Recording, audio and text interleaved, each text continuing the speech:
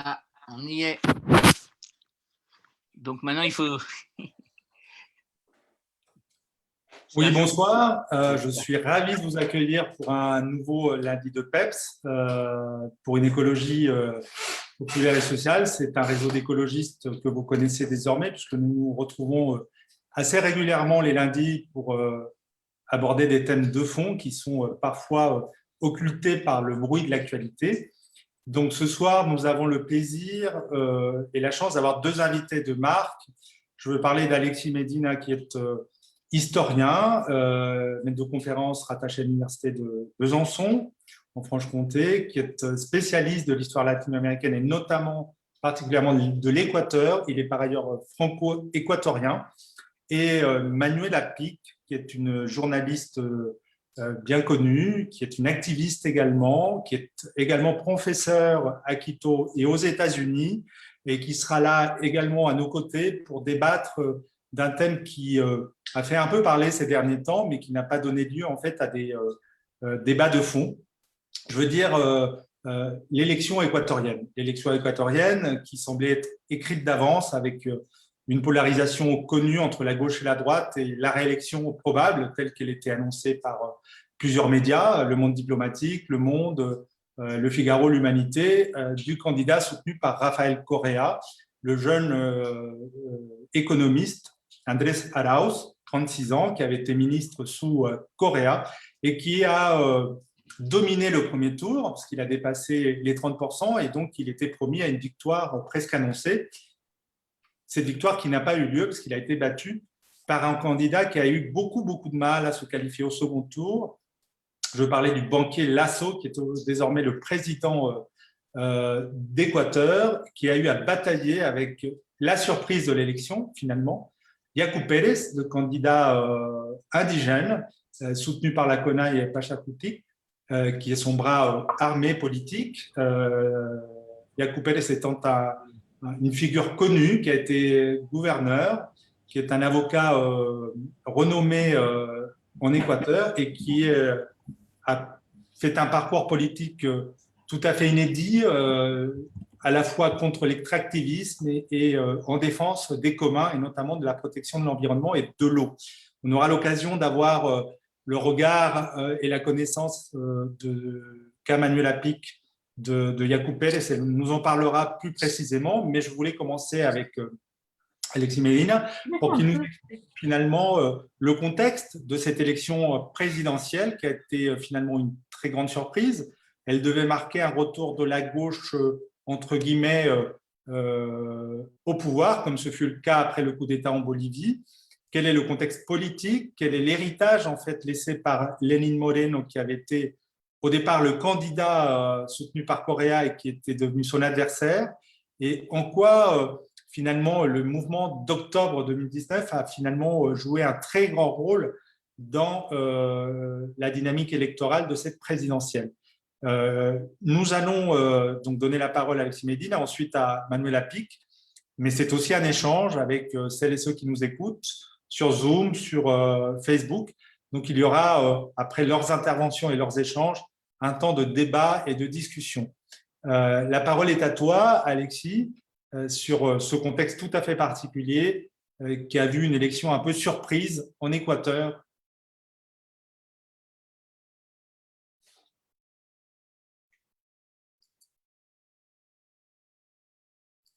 Ah oui, bonsoir.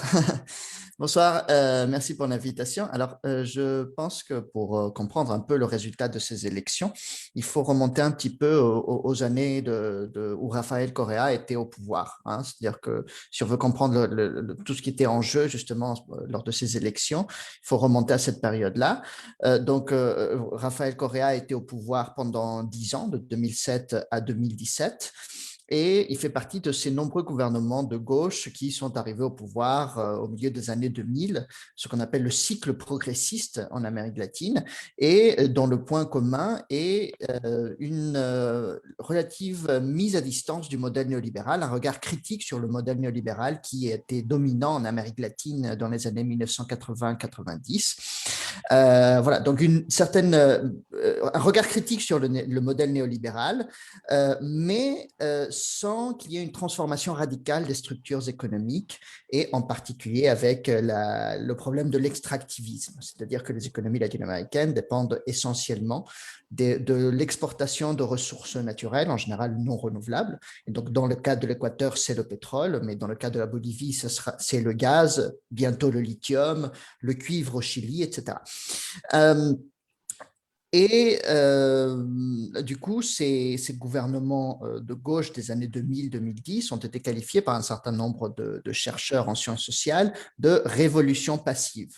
C'est une expression qui vient de la philosophie de Gramsci et qui, dans ce contexte, sert à désigner des gouvernements qui, certes, marquent un tournant par rapport à cette grande convergence néolibérale des années 90, mais qui sont marqués aussi par toute une série de limitations et de contradictions, et notamment cette incapacité à transformer radicalement l'économie, c'est-à-dire que certes, il y a des investissements considérables dans tout ce qui est éducation, santé, voies de communication, politique sociale ambitieuse, etc., mais sans qu'on touche vraiment au cœur du fonctionnement de l'économie, c'est-à-dire la place des pays latino-américains dans la division internationale du travail et la concentration des richesses aux mains des oligarchies locales. Une autre délimitation de ces gouvernements, c'est que en général, ils sont arrivés au pouvoir après un cycle de mobilisation populaire. Et c'est le cas en Équateur précisément. C'est-à-dire que Correa n'a pas été élu comme ça sa élection n'est pas tombée du ciel en 2006, mais elle s'est produite après une décennie de mobilisation sociale dans un contexte de crise politique et économique très grave entre 1996 et 2006. Et c'est dans ce contexte-là qu'il a été élu. Sauf qu'une fois au pouvoir, très rapidement, il a pris des distances avec les mouvements sociaux qui, en quelque sorte, avaient préparé la route pour son élection. Et tout au long de ces deux mandats et demi, en fait, tout au long de la décennie où il a été au pouvoir, de 2007 à 2017, il a eu une relation extrêmement conflictuelle avec les mouvements sociaux, avec les organisations sociales, en particulier avec le mouvement indien et la principale organisation du mouvement indigène qui est la CONAIE, mais aussi avec les organisations écologistes, avec le mouvement féministe, les organisations LGBTI, etc. Cher Alexis, quand vous dites il y a de l'éloignement en fait du gouvernement coréen, quand on s'intéresse et quand on a visité l'Équateur, il ne s'agit pas simplement d'un éloignement, c'est même une période de grande répression à l'égard des mouvements sociaux et des communautés indigènes, avec des affrontements parfois violents et notamment des accusations de terrorisme, des peines d'emprisonnement, des expulsions, comme ce fut le cas avec Manuel Apic, avec pas simplement une tension de l'éloignement, mais également, en fait, à un moment donné, une sorte de rupture politique et même d'affrontement entre l'armée au service du gouvernement et ces mouvements indigènes. Oui, c'est-à-dire que ça passe par plusieurs mécanismes. Il y a en tout cas ces gouvernements progressistes, et en l'occurrence celui de Correa en Équateur, se donnaient pour objectif une démobilisation, en fait, finalement, des organisations sociales. Et cela passait de diverses manières. Alors, d'abord, dans le cas de Correa en particulier, il a essayé de diviser les organisations sociales. Donc, par exemple, il y a un grand syndicat qui existe depuis les années 70, le FUT, et donc Correa a essayé d'en créer un parallèle, un syndicat parallèle, la COT. Donc, pareil, il y a plusieurs organisations, plusieurs collectifs LGBTI critiques avec Correa, mais Correa a finalement repris le contrôle, si vous voulez, d'une certaine organisation, Silota X. Et comme ça, dans tous les domaines. C'est-à-dire qu'il y a une tentative de prise en main, de cooptation des différentes organisations sociales, et dans certains cas, c'est carrément, effectivement, une répression. Et donc, dans le cas de la CONAIE, par exemple, vraiment, pendant la dernière partie de son gouvernement, Correa, par exemple, avait menacé la CONAIE de lui retirer son siège, qui est un bâtiment public, en quelque sorte prêté par l'État à la CONAIE depuis 1990. Et voilà, dans d'autres cas, c'est tout simplement une dissolution, c'est-à-dire que le gouvernement de Corée, par exemple, a dissous le principal syndicat des enseignants des écoles publiques.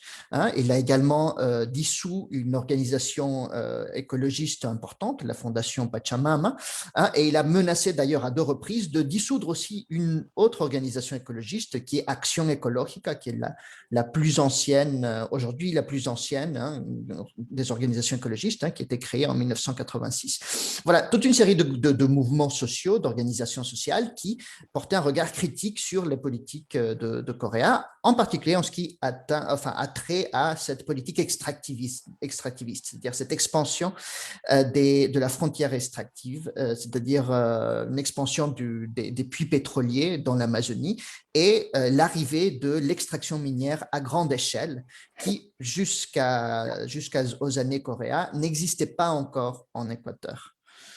Comment expliquez-vous finalement que l'analyse que vous venez de faire, qui est une analyse qui s'appuie sur une étude, une connaissance de l'Équateur, parce que vous en êtes un des spécialistes, corresponde finalement assez peu avec l'image et le sentiment que l'on peut avoir en Europe sur ce qu'ont représenté les années Corée? Vous dites un gouvernement progressiste dans la vague des gouvernements latino-américains, effectivement, et en même temps, l'analyse critique que vous en faites, elle a souvent peu d'écho, en fait, en France et en Europe en particulier, où on a le sentiment que tout s'est bien déroulé, que tout s'est bien passé. On s'est arrêté à Yasuni sur la volonté finalement très écolo de préserver les communs et l'Amazonie. Et ce que vous êtes en train de nous raconter est un récit légèrement différent, pour ne pas dire beaucoup en contraste par rapport à l'image qui est véhiculée en France par à la fois la gauche française et même des médias grand public. Oui, alors je pense qu'il y a 2 dimensions. C'est-à-dire que d'un côté, quand on regarde depuis l'Europe, c'est vrai que tous ces gouvernements progressistes suscitent un peu l'espoir. Hein. C'est-à-dire qu'ils marquent un tournant par rapport à la période néolibérale. Je pense que de ce point de vue-là, c'est un tournant important et qui est réel. Hein. C'est-à-dire que effectivement, les années, par exemple, les présidences d'Evo Morales, c'est pas pareil que les gouvernements des années 90. Malgré toutes les critiques que l'on peut adresser contre la présidence d'Evo Morales, hein, mais ce n'est pas pareil. Pareil, les années Lula, malgré toutes leurs limitations, hein, ce n'est pas la même chose que la période néolibérale des années 80-90. Et donc, en quelque sorte, je pense que toutes ces expériences politiques en Amérique latine parlent au public européen de gauche qui se sent en quelque sorte un peu isolés ou en tout cas qui ne trouvent pas de référent en Europe même. Hein. On a eu l'expérience finalement catastrophique de Syriza en Grèce, hein, qui a mal tourné, qui finalement, voilà, un gouvernement qui a fini par appliquer les mêmes politiques néolibérales que le PASOK, que la droite, etc. Et voilà, dans quelque sorte, ces gouvernements de gauche, ou ces gouvernements progressistes en Amérique latine incarnent un espoir qu'on ne retrouve plus, qu'on a du mal à retrouver en Europe. Hein.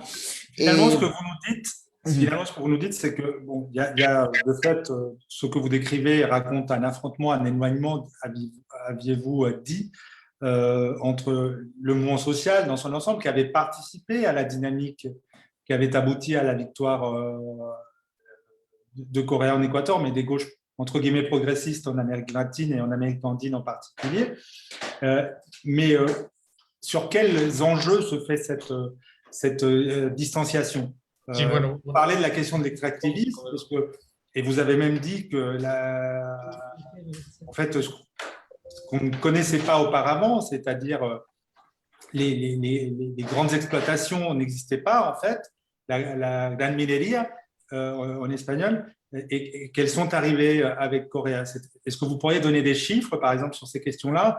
Est-ce que vous pourriez nous éclairer, par exemple, sur la déforestation amazonienne? Est-ce qu'on a des chiffres très précis pour illustrer ce qui a provoqué finalement la distanciation?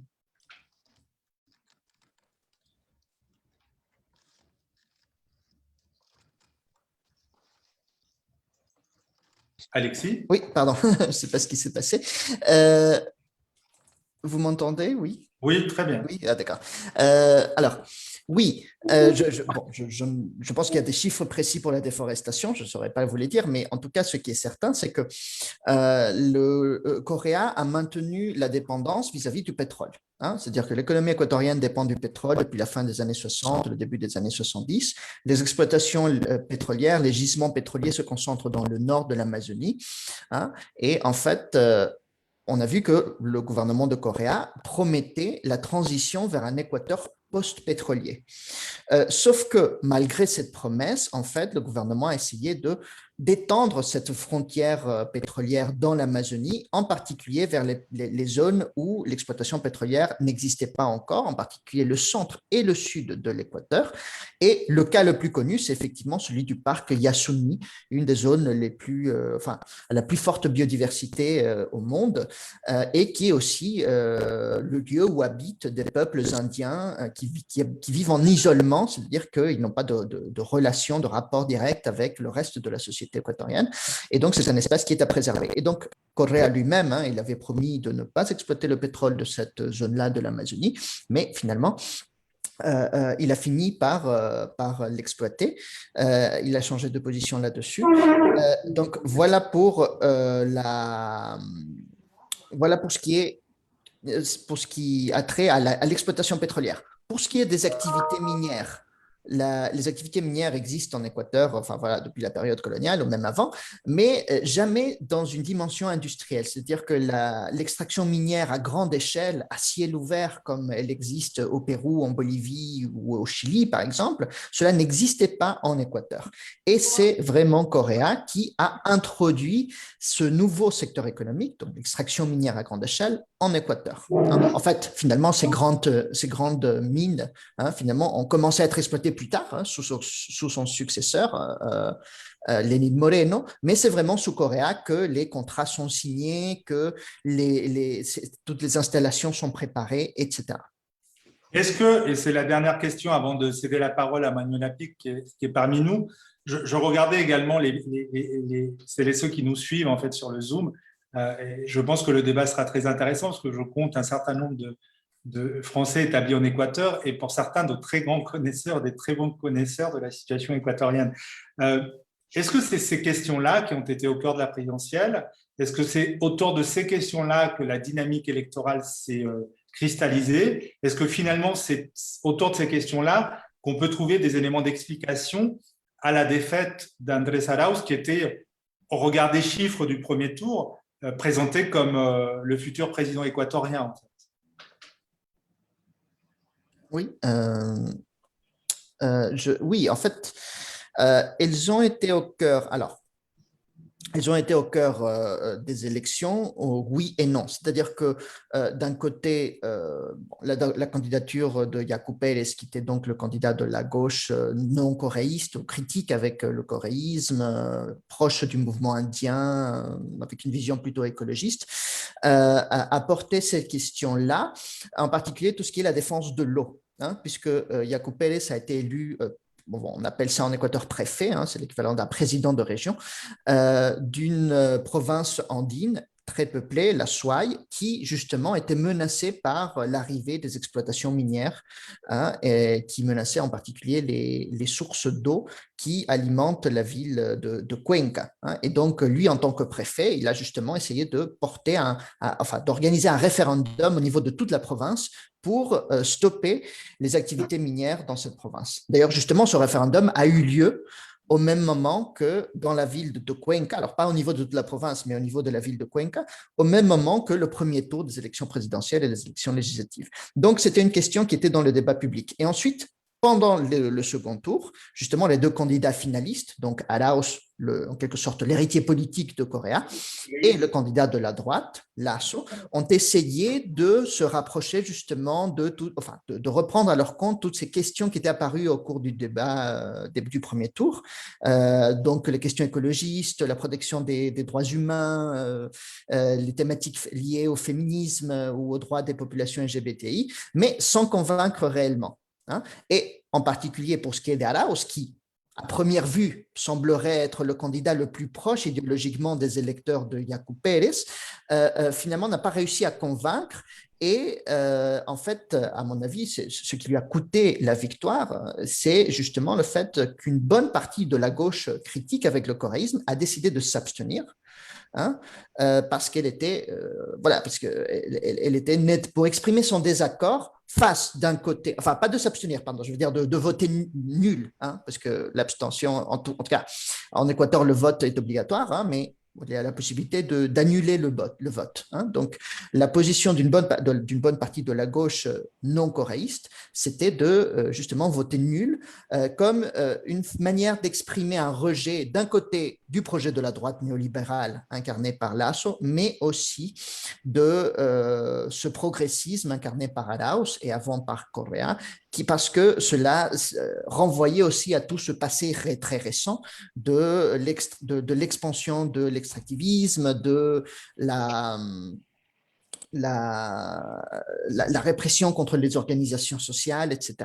Hein, voilà. Alors après, du coup, les deux camps se sont renvoyés la balle. Donc, les militants de ce qu'on appelle la révolution citoyenne, c'est-à-dire tout le projet politique de Rafael Correa, accusaient le mouvement indien et le reste de la gauche d'avoir appelé à voter nul et de ce fait d'avoir favorisé la candidature de Guillermo Lasso, et inversement, le mouvement indien et toute la gauche non coréiste, au contraire, invitaient les coréistes à s'interroger sur les raisons qui ont poussé justement toute cette gauche critique, cette gauche de résistance, à voir avec indifférence cet affrontement entre un banquier et le candidat du progressisme. Merci pour ces premières explications. Manuela Pic est donc parmi nous. Je vous disais tout à l'heure que Manuela est professeure de relations internationales à Quito, mais également dans le Massachusetts aux États-Unis. Donc, elle joue avec les fuseaux horaires. Elle est journaliste, elle est également activiste. Elle a travaillé pendant de nombreuses années auprès des communautés indigènes au Guatemala et également en Équateur. Elle a publié plusieurs livres et elle a été, on va dire, en première ligne dans cette campagne électorale, puisqu'elle était dans l'équipe proche de Yacu Pérez. Cher Manuela, est-ce qu'on voudrait comprendre, en fait, ça a été une surprise, l'émergence, non pas pendant le mouvement d'octobre ou pendant le débat politique des communautés indigènes et de Pachakutik, mais l'émergence, en fait, d'un candidat qui a failli se qualifier au second tour et qui aurait pu devenir président de l'Équateur. D'où vient-il? Qui est-il? Comment vous pourriez le définir? Il a été question d'une gauche écologiste, c'est l'expression utilisée par Alexis Médine, et beaucoup d'observateurs locaux, en fait, des intellectuels, des chercheurs, ont parlé d'une gauche écologiste, ont utilisé les mêmes termes. Et pourtant, vous nous le direz aussi dans votre intervention, vous avez fait l'objet d'attaques d'une très grande violence d'une partie de la gauche latino-américaine et européenne. Mais commençons par parler de Yacu Pérez, qui est désormais devenu un personnage incontournable de la vie politique équatorienne. D'où vient-il? Comment peut-on tracer son parcours et le définir? Merci Sergio et merci à tous les présents. C'est super d'avoir cet espace de débat et de conversation.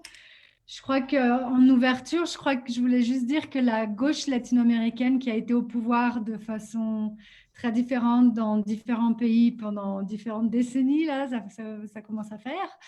Je crois que la gauche latino-américaine a une expérience du pouvoir et on est en avant-garde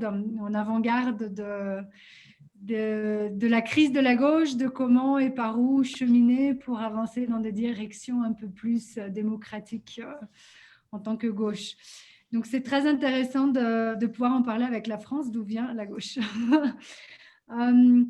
Pour revenir à ce que disait Alexis, le référendum qui a eu lieu donc, le 7 février sur l'eau à Cuenca, qui a été dessiné par Yacu et plein d'autres activistes de l'eau avec qui il travaille, c'est des collectifs, c'est jamais une seule personne, a gagné avec plus de 50%.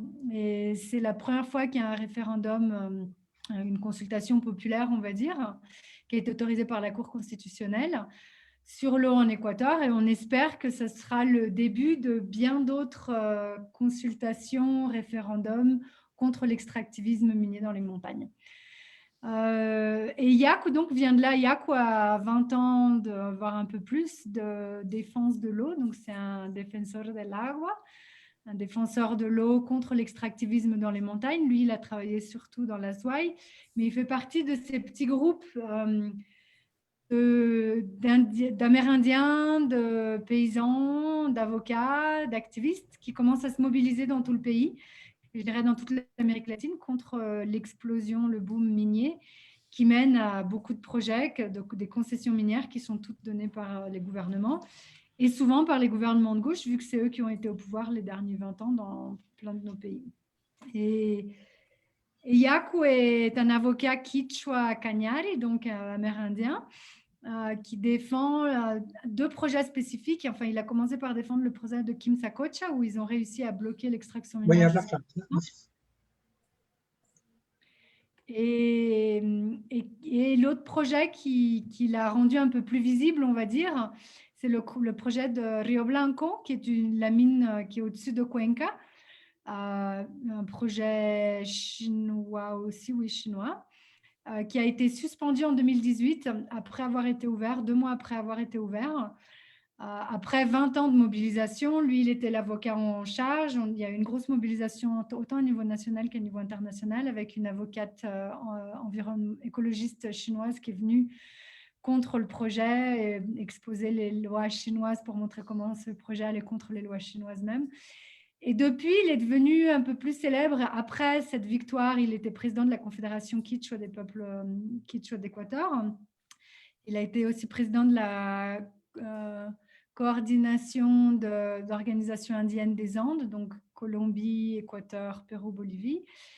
Et en 2019, il a commencé à travailler comme préfecto, donc gouverneur de la province de l'Azuay, qui est la 3e ville d'Équateur. Et ça a été une grosse surprise de le voir émerger comme un candidat, en gros, en 2e place, parce qu'il y a eu fraude qu'on ne peut pas prouver vu qu'ils n'ont pas ouvert les urnes, mais en tous les cas, toutes les institutions de l'État se sont portées comme s'il y avait une fraude à cacher.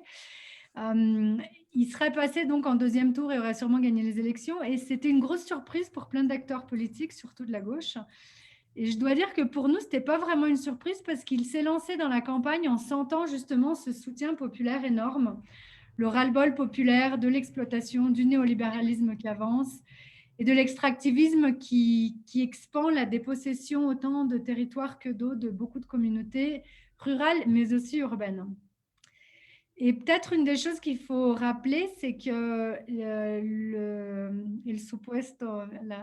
la soi-disant gauche progressiste de Correa, de Evo Morales, de Chavez et quelques autres, ont toutes été des gauches très néolibérales et pas très gauchistes, dans le sens où elles ont beaucoup privatisé. Donc, par exemple, Correa en Équateur a privatisé les moyens de communication. Toute la téléphonie cellulaire a été privatisée. À Carlos Slim, l'Espagnol 3e plus riche du monde, là. Il a privatisé tous les ports de l'Équateur. Tous les grands ports ont été privatisés, à commencer par celui de Manta. Il a privatisé plein de concessions pétrolières en Amazonie et étendu ses concessions donc à des compagnies hollandaises, françaises, chinoises. Et donc, il y a une attitude très néolibérale à ce niveau-là de la privatisation. Ce que disait Alexis avant de détruire les mouvements sociaux, de les criminaliser, de les fragmenter, de mettre les leaders, les étudiants en prison, c'est des attitudes, en tous les cas en Amérique latine, très liées à la droite et à la dictature, aux années de dictature militaire. Et en plus de ça, il y a eu une polarisation, une confrontation très forte avec les Amérindiens en particulier, parce que l'agenda de privatisation passait par la privatisation de la nature, la commodification et l'extractivisme. Et donc, il y a eu des confrontations depuis le début du gouvernement de Corée avec les communautés indiennes, défenseurs de l'eau qui ont été exclus, sauf quelques-uns qui étaient mis comme les couleurs de Benetton là, en décoration pour qu'il y ait un Indien à plumes dans le cabinet. Mais en général, tous ceux qui faisaient partie de procès ont quitté l'administration et se sont mis en opposition et beaucoup d'eux ont été criminalisés, accusés de terrorisme et mis en prison. dont Yaku. Donc, c'était quand même une candidature où on avait 2 candidats de gauche, enfin une élection où il y avait beaucoup, il y avait 16 candidats, mais il n'y en avait que 3 vraiment qui avaient un potentiel. Donc, le banquier à droite, c'était le seul gros représentant de la droite, et 2 à gauche. Donc, le dauphin de Corée, Andrés Arauz, et Yaku. Et Corée a quand même mis Yaku en prison 4 fois. Donc, on avait quand même d'un côté l'ex-président qui avait mis l'autre défenseur de la nature en prison 4 fois. C'était quand même un extrême très visible dans le jeu de force national. Donc ça, c'est en nutshell, en résumé, c'est l'émergence de cette campagne. Je peux vous donner plus d'exemples si tu veux après. T'as pas le... Sergio, t'es muté. Ton micro, Sergio. Désolé. Je disais, ce qui est intéressant dans le propos que l'on vient d'entendre, c'est que c'est à la fois un indigène, c'est un acteur important, et vous en avez fait un peu l'affiliation avec la CONAL, mais c'est aussi quelqu'un qui s'est construit autour de combats emblématiques de défense de la nature, de protection de l'eau et de lutte contre l'extractivisme, en fait. Ce que je voulais savoir, c'est comment se passe une campagne électorale, parce que j'ai eu la chance de suivre cette campagne depuis le départ, et il est vrai que quand nous échangions au téléphone avec Manuela, moi je regardais évidemment ça avec beaucoup d'intérêt, mais je sentais une espèce de sentiment très fort, et pour avoir fait d'autres campagnes, je sais que ce sentiment fort, c'est difficile de mentir ou de jouer ou de faire semblant, un sentiment très fort de trouver un grand écho dans la population et d'avoir une sorte de sentiment d'être porté par une dynamique et même de conviction que si les choses étaient finalement transparentes et honnêtes dans le processus électoral, la qualification était plus que possible. Et même, il y avait le sentiment qu'elle était à portée de main. Comment se passe cette campagne-là alors que nous avons des machines électorales, la droite, pour ne pas la nommer, on sait comment elle fonctionne en Amérique latine, avec des clientèles puissantes, des outils connus, les médias, les réseaux bancaires, d'entrepreneurs. Et puis, malgré tout, la force de frappe, en fait, de Rafael Correa, qui reste une figure emblématique de la vie politique locale, même si aujourd'hui il est en Belgique, avec évidemment ce jeune candidat qui arrive en tête au premier tour. Comment se passe une campagne quand on est le représentant des peuples indigènes, en fait? Est-ce que finalement, c'est des communautés qui sont organisées, certes, mais s'organiser en communauté et s'organiser en force électorale, c'est un peu différent. Moi, ce qui m'intéresse de savoir, c'est comment tout ça s'est mis en place, parce qu'on a eu le sentiment d'avoir une campagne créative, dynamique, ouverte à la jeunesse et à la société civile, finalement. Ouais, je me rappelle les premiers échanges qu'on a eus et le niveau de désorganisation de cette campagne. Je crois que un des grands succès, une des grandes surprises, c'est de voir combien un candidat amérindien du parti amérindien Pachakutik arrivait à étendre la narrative, le projet politique et social et toute sa narrative de valeurs et d'inclusion bien au-delà des peuples amérindiens. Donc très féministe, mais aussi lié avec tous les secteurs pauvres urbains, etc. Et ça a été la grande surprise parce que officiellement, les peuples amérindiens sont le 7% de la population en Équateur. En pratique, évidemment, c'est plutôt dans les 20-30, on va dire, mais qui s'identifie comme indien quand, c'est tout un débat, vu que c'est une identité politique. Mais il y a eu entre 20-25% qui ont voté pour Yaku, donc un quart, on va dire. Et c'est la première fois qu'un Amérindien arrive à vaincre la barrière du racisme, non, pour aller au-delà, et que le parti politique amérindien Pachakutik ait autant d'espace et de légitimité politique. Donc ça, c'était vraiment la grande réussite. Alors, comment on en est arrivé là? Belle question. C'est une campagne qui a été très improvisée depuis le début parce qu'il y avait des tensions internes Il y avait le Covid qui a empêché des primaires internes très fluides, comme on voulait, etc.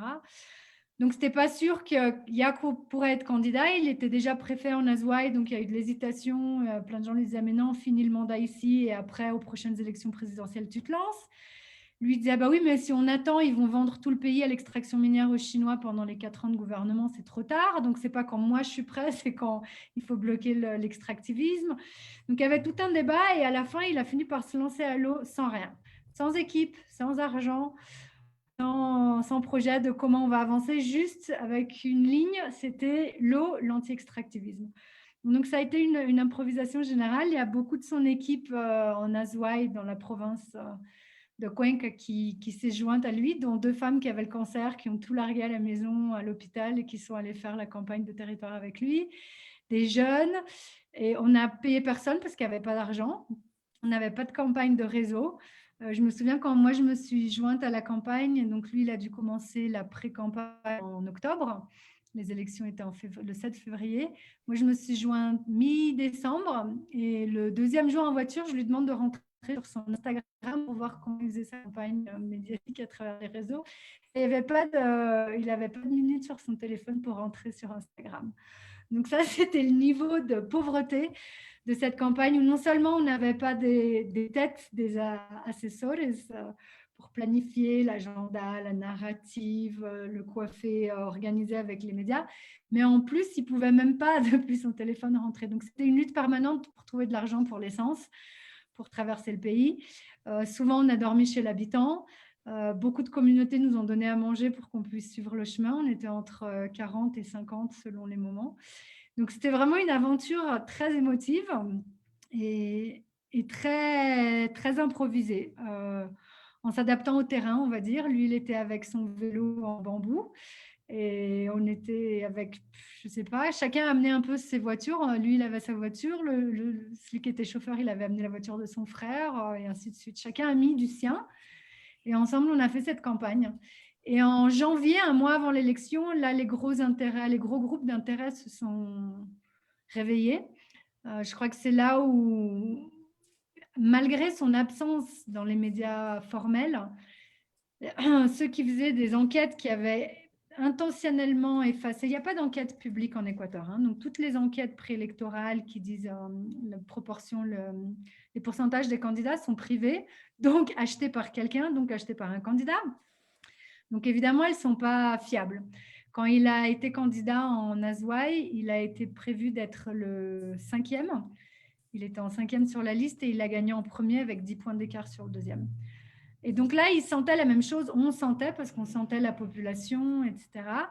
On a très bien marché sur TikTok, qui est une plateforme où il n'y a pas de où on peut investir, non, pour faire de la promotion.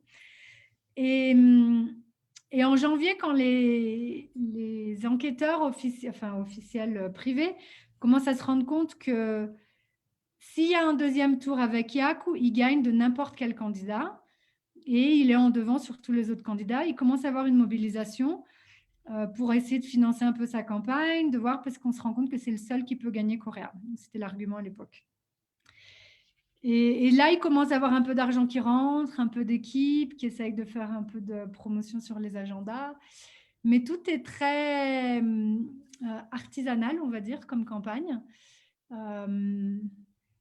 Très populaire et très hors de l'establishment, non, d'une, parce qu'on n'était pas allié avec aucun groupe de pouvoir en Équateur, ce qui a été la force et la débilité. La débilité parce qu'on n'avait aucun argent et aucune entrée dans le gouvernement et donc dans le contrôle national électoral, y compris une des raisons pour lesquelles on a perdu, c'est qu'on n'avait aucun contrôle électoral face à 2 gros partis qui traditionnellement utilisent beaucoup de fraude, autant les social-chrétiens que le coréisme.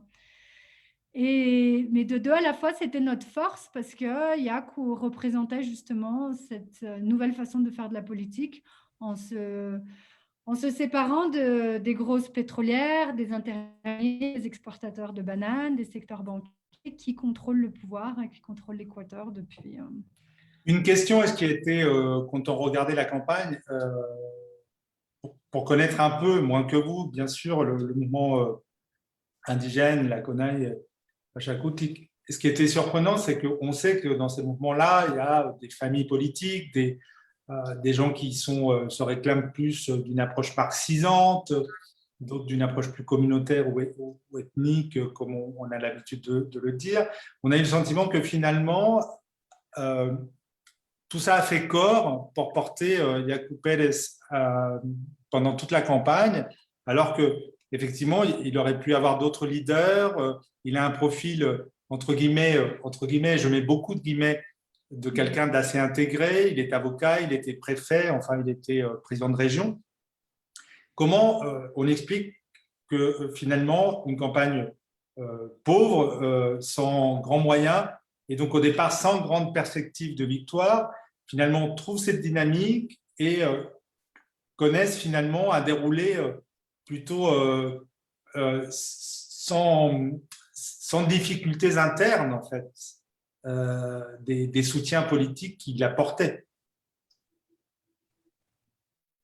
Ouais, c'est vrai que quand il arrivait quelque part, je disais tout le temps, on rigolait parce qu'on disait c'est comme les Beatles, il y avait une espèce d'euphorie tout d'un coup, et c'était un effort de l'enlever de cet endroit. Et c'était beaucoup d'énergie. Il a mis beaucoup d'énergie à être en contact constant, malgré le Covid, avec la population. C'était le candidat le plus préparé. Non seulement il est avocat, et il connaît le système légal, politique, juridique équatorien, mais c'était quand on comparait les CV de chacun des candidats, c'était le plus préparé, c'est le seul avec plein de publications, de livres, etc. Et je ne sais pas vraiment comment répondre, mais je dirais qu'il y a eu un enthousiasme, malgré cacher sa possibilité dans les enquêtes. Il y a eu un enthousiasme où des Équatoriens de toutes les classes, de tous les âges, quoique il faut dire que c'est surtout les jeunes qui ont voté pour Yacu. L'Équateur, c'est un pays où je crois que plus de la moitié des candidats, des électeurs ont moins de 30 ans. Donc, c'est un pays très jeune et c'est surtout les jeunes qui ont voté pour lui pour les thèmes climatiques et défense de l'eau et thèmes animaliers, défense des animaux, des droits des animaux, etc. Mais à travers les secteurs sociaux et à travers le pays, une des grandes nouveautés de cette élection, c'est que les provinces de la côte en Équateur ne votaient pas indiens, n'ont jamais eu de représentants indiens ni au Congrès, ni au gouvernement, ni rien.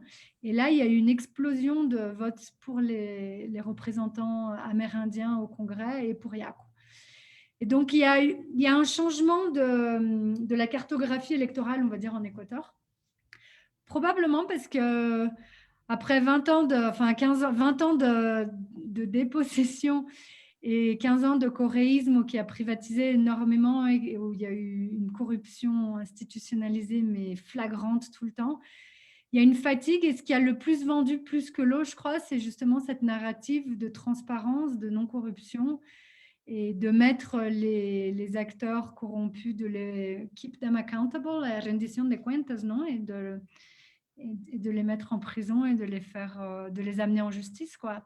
Et je crois que cette dimension est peut-être la plus généralisée, le point commun de rencontre de tous ces différents secteurs. Et comment ça se prépare donc maintenant que la victoire du candidat de droite qui a fait campagne sur la restauration finalement du modèle néolibéral entre guillemets, comment se prépare donc cette force politique qui a fait une entrée remarquée sur la scène électorale avec un groupe parlementaire conséquent et désormais une figure, un porte-parole très visible, finalement incontournable. Comment les relations avec ce nouveau gouvernement vont-elles se construire puisque, au fond, Yacu Pérez avait refusé de choisir entre le néolibéralisme et la gauche productiviste et étatique et avait décidé en fait, de donner la liberté de vote aux siens dans le secret de l'isoloir. Comment se prépare cette force politique qui a émergé pendant la campagne présidentielle pour la période qui s'annonce, qui va être extrêmement compliquée, puisqu'il était candidat pour la 3e fois et la plupart des thèmes portés par Miguel Mola, ce sont ceux de la droite latino-américaine, affairistes, qui privatisent, qui marginalisent et qui s'en prend souvent à la société civile et aux mouvements sociaux et qui est loin d'être sensible à la préservation de l'environnement et des communs. Ça, c'est toute la question. Ce gouvernement de droite a gagné avec juste un tiers des voix. Donc, Yaku et le Pachakutik ont appelé à annuler le vote. Et 17% des Équatoriens ont annulé leur vote, un record historique. Et il y a eu un niveau d'absentéisme très élevé aussi. Donc, en gros, si on prend tous les votes de l'Équateur, il y a eu un peu plus d'un tiers, genre 35% pour l'assaut Le Banquier. Manuela, peut-être revenir et préciser, il y a, je crois, d'après mon souvenir, il y a environ 20% du corps électoral qui ne s'est pas déplacé, alors que le vote est obligatoire, je crois, Alexis, si je ne me trompe. Oui. Et ensuite, dans les gens qui se sont déplacés, il y a eu 17% de gens qui ont décidé de voter nul. C'est ça? Exactement. Ouais. Il y a un tiers de gens qui ne sont pas allés voter ou qui ont voté nul. Un tiers, à peu près. À peu près le nombre de voix qu'a eu l'assaut. Donc, on est à peu près, à quelques pourcentages près, un tiers l'assaut Le Banquier, un tiers Correa et un tiers Yaku et annulation. Hein. Donc c'est un électorat qui est divisé en trois. Et non seulement il rentre très débilité parce qu'il a très peu de légitimité politique à cause de ça, il a aussi très peu de voix au Congrès, il a à peu près 10% des sièges au Congrès, donc il n'a pas de force pour gouverner seul. Un point important. Deux, les votes qu'il a eu, ce 35% des voix qu'il a eu, ce sont des votes anticoréistes plus qu'autre chose. Donc c'est un faux soutien, on va dire. Les banquiers en Équateur ont une histoire d'avoir une longue histoire depuis les années 20-30 de gérer l'économie, d'imprimer de l'argent dans les années 20. C'est pour ça qu'ils ont créé le Banque centrale et des systèmes d'organisation de contrôle des systèmes banquiers. Les gens sont anti-banquiers plus qu'anti-dictateurs en Équateur et c'est pour ça que tout le monde a cru que l'assaut ne pourrait pas gagner le coréisme. Il a fini par gagner parce que l'héritage de Correa est quand même a détruit énormément la société civile et les secteurs syndicaux, étudiants, paysans se sont mobilisés contre le coréisme. Mais personne ne le croit et je crois que ce qui nous attend et qui a déjà commencé d'ailleurs, c'est une vague de privatisation. Hier ou avant-hier, je crois que c'était vendredi, ils ont annoncé une nouvelle loi de défense de la dollarisation qui commence déjà plusieurs sortes de privatisation et de déréglementation, autant en banque centrale que d'investissement étranger, que les banques peuvent maintenant choisir leur taux d'intérêt sans aucun contrôle de l'État, etc. Donc, il va y avoir un peu beaucoup de cette déréglementation néolibérale qui va privilégier la banque. On ne croit pas ce gouvernement aussi parce qu'on a eu un débat, Yaku Pérez et le Pachakutik ont eu un débat avec l'AS pour ouvrir les urnes parce qu'il y avait toutes les indications qu'il y avait une fraude électorale. On a quand même donné 60% des votes, on présentait que 60% des votes avaient des anomalies. On a présenté des évidences pour tout ça. L'AS s'est réuni avec Yaku, a décidé d'ouvrir, a accepté d'ouvrir avec le CNE, comme si ce n'était pas le contrôle national électoral qui décidait, mais lui. Il a dit qu'il acceptait. Après, 2 jours après, il a changé d'opinion parce qu'évidemment, il y aura beaucoup de choses qui se révéleraient si on ouvrait les urnes. Et donc, en plus de ça, une des propositions de l'ASO a été, pendant toute sa campagne, de privatiser la santé, de faire un partenariat public-privé pour améliorer la santé. Et dans un contexte de Covid, d'extractivisme, de 1,5 million de nouveaux pauvres en Équateur pendant l'1 an de Covid l'année dernière, on est dans une situation de pauvreté énorme, en plus avec les arrivées qui continuent à arriver du Venezuela. Et ce qu'on a commencé à voir les 3 dernières semaines, c'est une énorme migration vers le Mexique et les États-Unis. Les gens partent à l'aéroport, il y a des avions cargo dans un aéroport de marchandises commerciales, non pas de personnes, qui commencent à emmener des gens vers le Mexique, vers les États-Unis. Et ce que je crois qu'on va avoir, c'est cette expansion brutale les prochains mois de la privatisation, des mobilisations comme en octobre 2019 qui vont être très fortes, et une migration massive des Équatoriens qui sont dans la pauvreté absolue et qui ne voient que leurs dettes augmenter et leur taux d'intérêt des dettes privées augmenter. Merci pour ces propos liminaires l'un et l'autre. Et peut-être une petite question avant de lancer la discussion et notamment les questions de celles et ceux qui nous suivent sur Facebook notamment. Et au fond, quand on vous écoute, il y a à la fois la question de l'extractivisme, de la nature et donc de l'urgence écologique qui a joué un rôle extrêmement important dans la structuration des forces politiques et électorales dans cette élection présidentielle. Mais est-ce qu'elle suffit finalement à expliquer le résultat? On a le sentiment, quand on écoute l'un et l'autre, que la polarisation a été un élément décisif pour en fait écarter le jeune, parce que l'un et l'autre, vous parlez du candidat de Correa, enfin vous prononcez évidemment le nom d'Andrés Arauz, mais comme s'il était un prétexte, comme si au fond c'était Correa qui était le candidat. Donc, comment cette polarisation a été déterminante? Est-ce qu'au fond, elle rendra difficile, impossible peut-être le dialogue entre des forces politiques qui seront représentées au Congrès et qui ne sont pas des soutiens de Guillermo Lasso le banquier, parce que Andrés Arauz, au nom du corréisme, effectivement a remporté un nombre de voix très important au Congrès, et de même que Yacu Pérez, il a fait élire un nombre considérable de parlementaires au Congrès. Comment ces forces-là peuvent se parler, se coaliser, ou est-ce que la polarisation va continuer alors que la répartition des rôles a changé? On a désormais un homme de droite avec tout son programme de restauration néolibérale au pouvoir. Alexis? Oui, alors je pense qu'un dialogue entre ces deux gauches irréconciliables est très, très difficile. Mais je pense que de toute façon, ces deux secteurs, ces deux tendances politiques vont se retrouver de toute façon dans l'opposition. Un peu comme ça a déjà été le cas au cours de ce dernier mandat, celui de Lenín Moreno, qui a été élu comme le candidat de Correa, qui incarnait la continuité avec le projet de la révolution citoyenne, etc., mais qui très rapidement, après quelques mois, a opéré un tournant néolibéral très clair en faveur des politiques d'austérité néolibérales, les privatisations, etc., et qui a signé justement un accord avec le FMI. Et donc, en fait, finalement, Lasso incarne plutôt la continuité avec Lenín Moreno, avec ce gouvernement néolibéral, etc. Et en fait, ces dernières 2 années en particulier, justement, d'un côté, les partisans de Correa, mais d'un autre côté aussi le mouvement indien, se sont retrouvés dans l'opposition. Alors, effectivement, ce sont deux tendances très différentes, avec des passifs qui les divisent profondément, on en a déjà parlé, mais c'est vrai que là, ils vont tous se retrouver dans l'opposition à Lasso.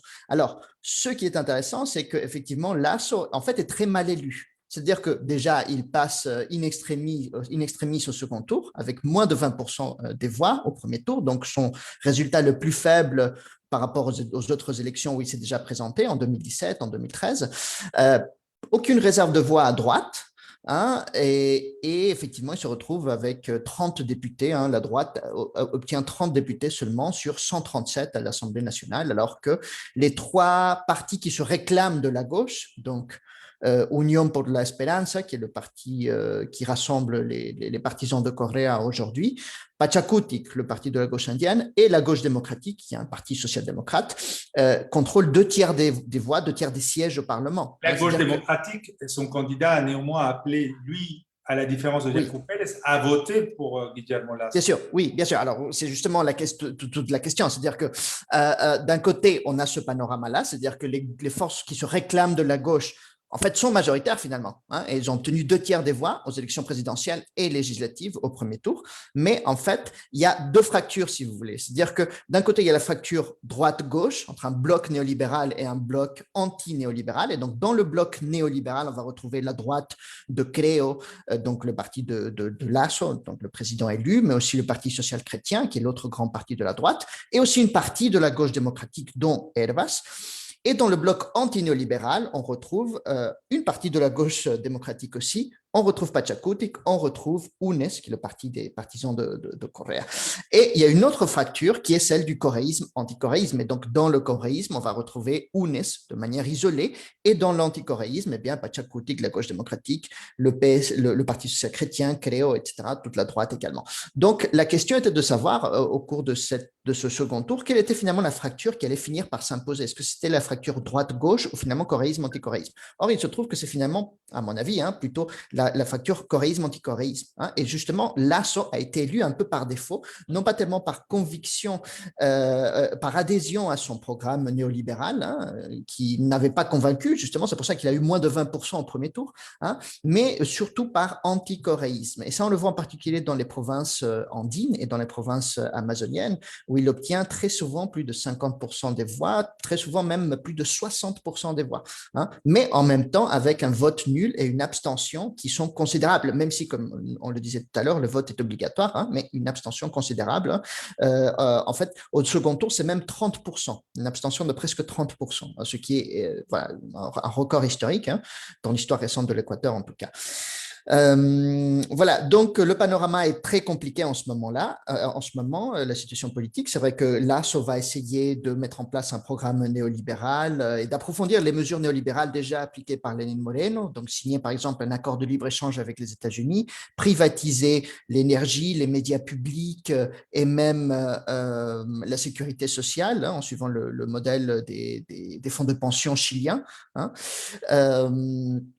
Il veut s'attaquer au droit du travail, etc. Le problème, c'est qu'il n'a pas la majorité à l'Assemblée. Donc, voilà, il aura une relation très compliquée avec l'Assemblée nationale, mais aussi avec les mouvements sociaux qui vont continuer leur lutte contre l'extractivisme, contre les violations des droits humains, etc.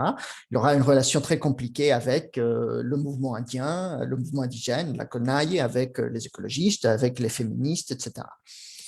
Manuela, pensez-vous finalement que, puisque désormais c'est Guillermo Lasso qui est au pouvoir, ces deux gauches qu'on dit irréconciliables, d'ailleurs faut-elle qu'elles le soient, finalement, si on veut que la situation change, sont-elles capables, dans l'opposition, d'avoir un dialogue qui a été impossible d'avoir préalablement? Est-ce que face à une offensive d'une si grande brutalité, est-ce qu'il y aura la possibilité à un moment donné, sur des points précis de résistance, d'avoir une discussion, et notamment au Congrès?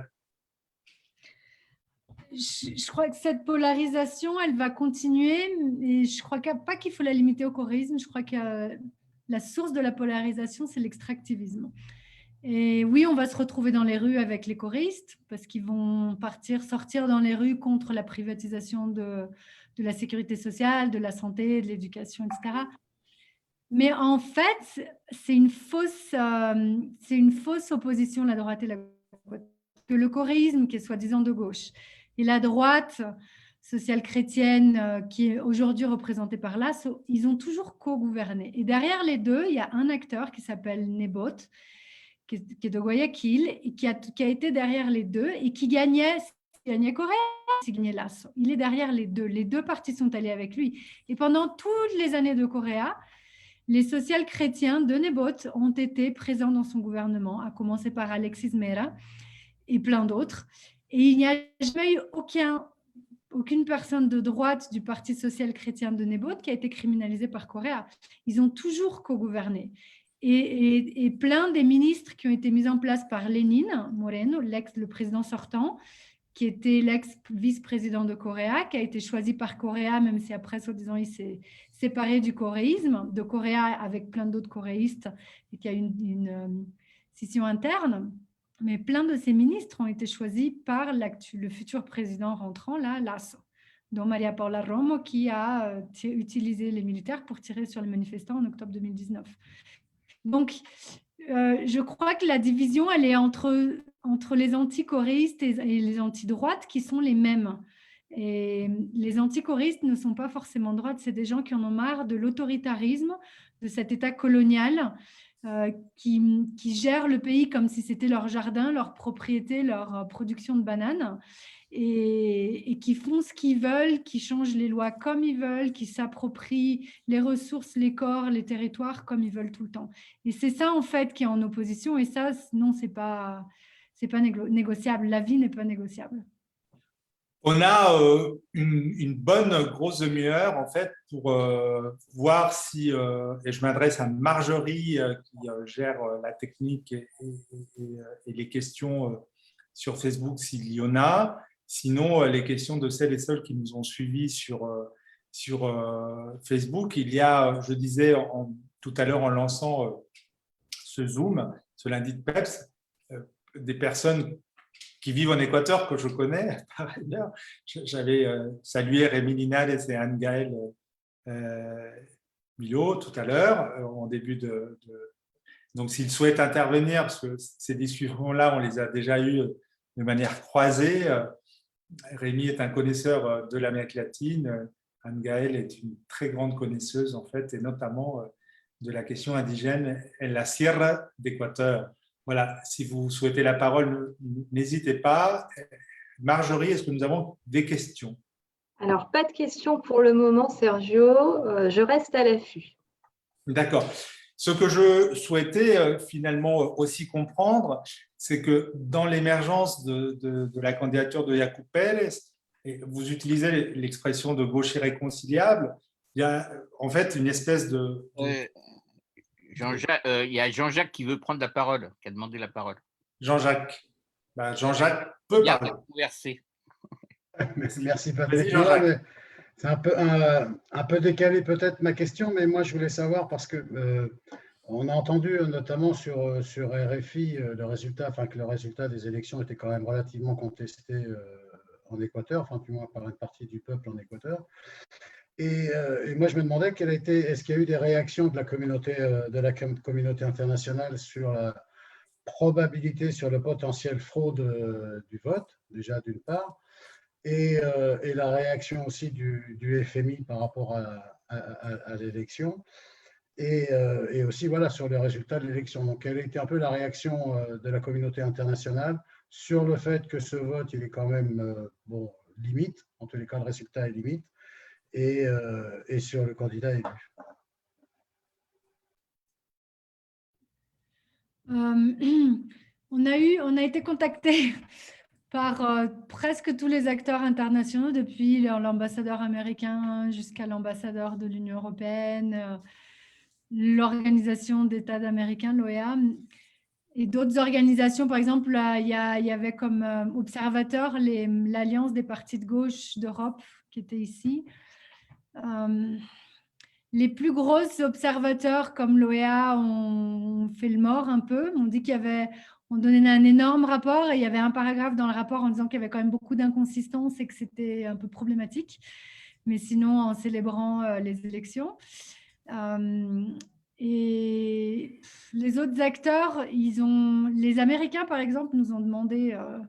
parce qu'on leur a dit qu'il y avait une fraude et tout, et ils nous ont appelé 2-3 fois en demandant si on avait des preuves et si on pouvait donner de l'information pour qu'ils checkent.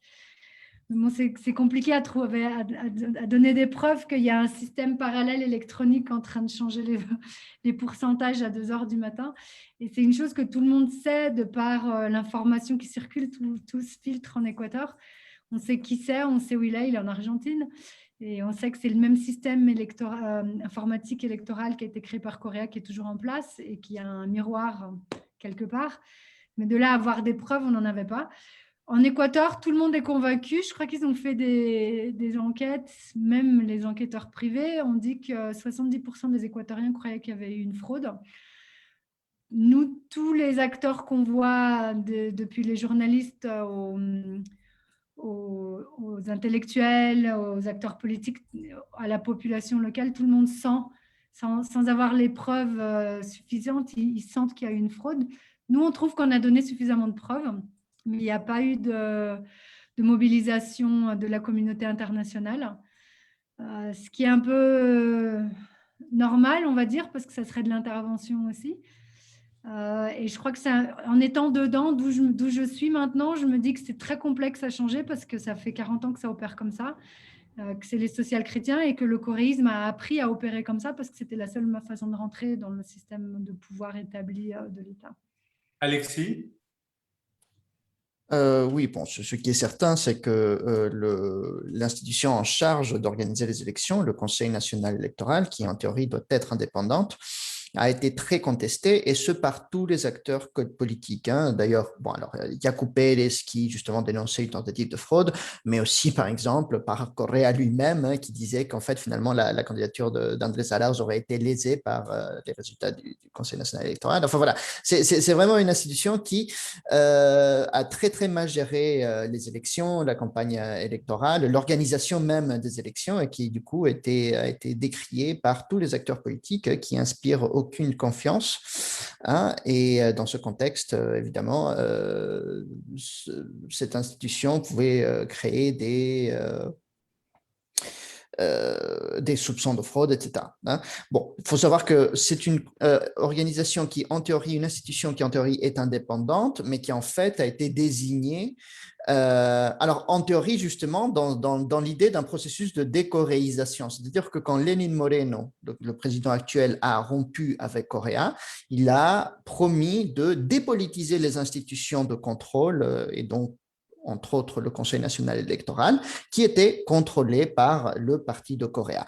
Or, il n'y a pas eu de décoréisation, enfin, il y a eu décoréisation, mais pas dépolitisation. C'est-à-dire que, en fait, ces institutions de contrôle ont été réparties entre les autres partis politiques, et c'est le cas du Conseil national électoral qui a été distribué, si vous voulez, enfin, les différents postes au Conseil national électoral ont été distribués entre les partis politiques. Donc, c'est une organisation qui reste, une institution qui reste politisée, et qui, de ce point de vue, inspire très peu de confiance aux électeurs et aux électrices. C'est aussi une donnée de base quand on s'intéresse à l'Amérique latine et aux processus électoraux, c'est le manque de confiance dans les processus électoraux dans la plupart des pays latino-américains. C'est le cas par exemple au Mexique, ça a été le cas au Venezuela, c'est le cas en Colombie régulièrement, ce qui ne veut pas dire qu'il n'y a pas de fraude. C'est une question incontournable dans les processus électoraux latino-américains, mais par ailleurs, ce qu'on appelle l'institutionnalité ne suscite pas ni de l'adhésion ni beaucoup de confiance dans les pays latino-américains. J'avais deux questions. Patrick Farbias souhaitait poser une question et ensuite Francine Bavet. Oui, moi j'ai en fait deux questions. Une première sur le soutien éventuel des communautés indigènes en Bolivie, au Pérou, voire ailleurs, hein, les Mapuches au Chili ou autres. Est-ce que finalement la campagne de Pérez a suscité une solidarité dans les communautés indigènes qui sont aussi traversées jusqu'en Colombie et ailleurs par le débat sur l'extractivisme, et est-ce que dans les prochaines échéances, les prochains mois, il y aura des convergences possibles entre ces différentes gauches écologistes dont vous parlez? Puis la deuxième question, c'est en Équateur même, dans le mouvement indigène, bon, il y a d'une part le parti Pachakutik, mais il y a aussi la CONAIE, et certains secteurs de la CONAIE, de la Confédération donc nationale des peuples indigènes, n'étaient pas nécessairement tous pour Pérez. Donc comment s'est opéré là aussi le rapport entre finalement la campagne de Pérez et puis l'ensemble des communautés indigènes et l'ensemble de la CONAIE, quoi. Voilà. Et aussi, et lié à ça, comme il y a eu un grand mouvement social en 2019 qui ressemblait un peu quelque part à celui des Gilets jaunes, comment s'est opérée aussi la jonction avec le peuple urbain, quoi, hein, c'est-à-dire ceux qui ne sont pas dans la forêt ou qui sont pas aux questions d'extractivisme directement et qui constitue quand même une partie très importante de la population équatorienne. Voilà. Manuela? Ouais, je vais commencer. Je crois que c'est une bonne question. Le thème de 2019, c'est important parce qu'une des raisons pour lesquelles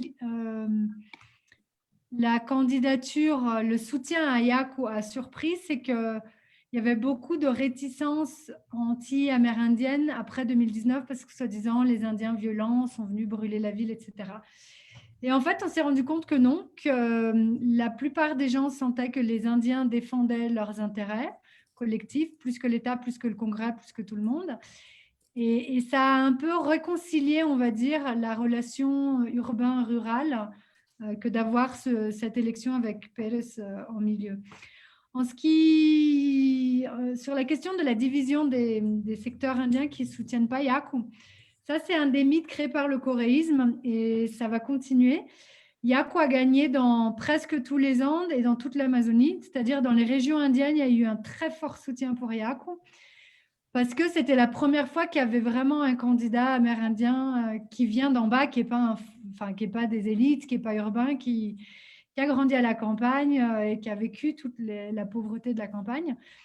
Il fait partie du procès, il n'est pas n'importe quel Indien, il a participé à des procès, tous ces procès longs, difficiles de la Equaruna, il a été 2 fois président de la Equaruna, de la Kauai, tout le système de Ming, tout ça, il a toujours participé à ça, donc il est reconnu dans ces réseaux, on va dire. Mais le coréisme a mis beaucoup d'énergie à essayer d'empêcher qu'il soit candidat et ensuite à utiliser 2 de ces acteurs qui ont été achetés dans le mouvement indien, Jaime Vargas, qui est président de la CONAIE, et Leonidas Issa, qui est un dirigeant qui a pris les devants, on va dire, pendant les manifs de 2019, et qui ont été achetés par le coréisme, ça tout le monde le sait dans les communautés. Il y a eu plein d'efforts pour essayer de les virer, surtout Vargas. Il a été exclu, déreconnu par la Equarunari et exclu du Pachacuti quand il s'est allié au coréisme pendant les élections là, en février-mars. Et je crois que c'est un mythe qu'il y a beaucoup, enfin évidemment qu'il doit y avoir des Indiens qui n'ont pas voté pour Yaku, mais grosso modo, tous les secteurs indiens ont soutenu cette candidature, même s'ils avaient des problèmes d'agenda, parce qu'il y en avait plein qui sont anti-avortement, par exemple, et qui ne soutenaient pas que Yaku soit pro-avortement et féministe, et pro-LGBT encore moins. Mais ce qui est intéressant, c'est que ce n'est pas qu'un thème indien. Et là, on revient à ta première question, Patrick, ce thème de la résonance. C'est vraiment au-delà des Amérindiens, je crois que c'est le thème extractiviste. Et je ne sais pas en Amérique latine jusqu'où et le combien rapide ça va avoir du soutien, cette candidature de Yaku et cet agenda anti-extractiviste qui n'est pas le sien, il a mené à niveau de candidature présidentielle, mais qui est un des grands thèmes de l'Amérique latine depuis au moins 100 ans et qui est un des grands thèmes les derniers 10 ans de tous les mouvements sociaux en Amérique latine. Et on a vu au Groenland, 2 semaines après les élections, ça doit faire un mois, au Groenland, le Congrès a eu pour la première fois un parti amérindien, enfin on ne dit pas amérindien, mais inuit indigène, qui a gagné le Congrès avec 37% des voix sur un agenda anti-extractiviste, contre un autre parti de gauche aussi, indigène aussi, mais pro-extractivisme. Donc au-delà de la gauche et des Indiens, je crois que ce qui est vraiment en jeu, c'est l'extractivisme.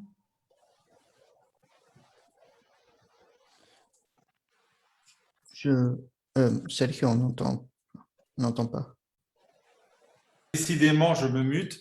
Je voulais compléter la question de Patrick, parce que en entendant Manuela, quand on suivait la campagne, en fait, même si j'imagine, comme dans toute campagne électorale, il y a des turbulences internes, il y a des désaccords qui s'expriment d'une façon ou d'une autre, on avait le sentiment quand même d'une très grande cohésion. Et moi, j'étais très attentif, par exemple, aux déclarations de Leonidas Issa, d'abord en raison du rôle qu'il avait pu jouer en octobre et lors du soulèvement, mais également en raison de sa jeunesse et de son profil de dirigeant indigène. Et j'étais évidemment qu'on voyait bien les divergences palpables, et en même temps, elles n'étaient pas exprimées, elles n'étaient pas données comme argument à la droite ou au coréisme. C'est-à-dire que tout ça a finalement bien tenu, et aujourd'hui, Leonidas est candidat pour diriger la CONAIE Équateur, en fait. C'est-à-dire qu'on voit bien que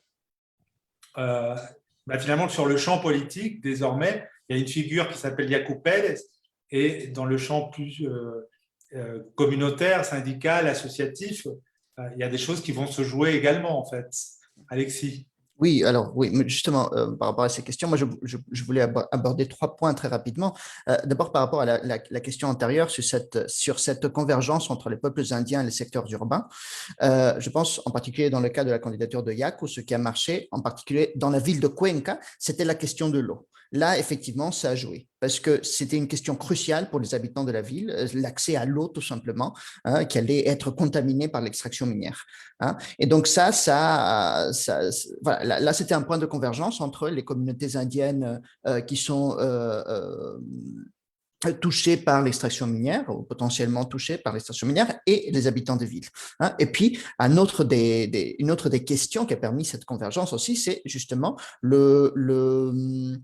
la mémoire des mobilisations du soulèvement de 2019, hein, puisque à Quito, mais aussi dans les autres villes de l'Équateur, se sont retrouvés ensemble les peuples indiens qui sont venus de la campagne ou d'autres villes, hein, à Quito, qui ont convergé à Quito, avec les secteurs urbains populaires, touchés également par la crise et par les politiques d'austérité.